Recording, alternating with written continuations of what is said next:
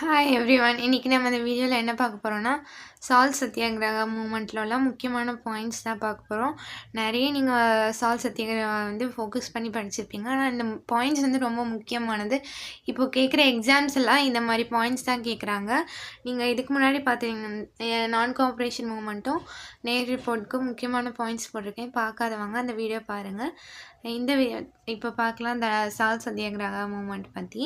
இது எப்போ இது பண்ணியிருப்பாங்கன்னா, யார்கிட்ட ப்ரெசென்ட் பண்ணியிருப்பாங்கன்னா, வைஸ்ராய் லார்ட் இர்வின் கிட்ட ப்ரெசென்ட் பண்ணியிருப்பாங்க.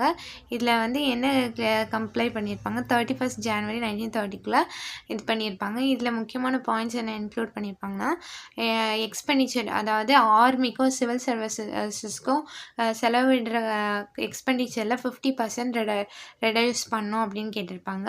அதுக்கப்புறம் நெக்ஸ்ட் என்ன கேட்டிருப்பாங்கன்னா, டோட்டல் ப்ராஹிபிஷன் ஆஃப் லிக்வர் ப்ராஹிபிஷனை கம்ப்ளீட்டாக கொண்டு வரணும்னு கேட்டிருப்பாங்க. முக்கியமான பாயிண்ட்னா, ரிலீஸ் ஆல் பொலிட்டிக்கல் பிரிசனர்ஸ். இதில் தான் நிறைய பொலிட்டிக்கல் லீடர்ஸ் இதுலேருந்து வெளியில் வந்திருப்பாங்க. நெக்ஸ்ட் என்னென்னு பார்த்தீங்கன்னா, reduction of land revenue by 50%.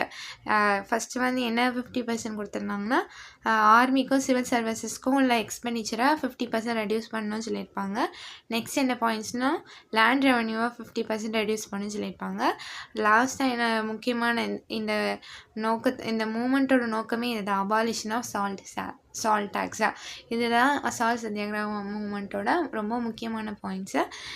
இந்த வீடியோ பிடிச்சிருக்குன்னு நினைக்கிறேன். இந்த வீடியோ பிடிச்சவங்க லைக் பண்ணுங்கள், ஷேர் பண்ணுங்கள். உங்களுக்கு பிடிச்சிருந்துச்சுன்னா சப்ஸ்கிரைப் பண்ணுங்கள்.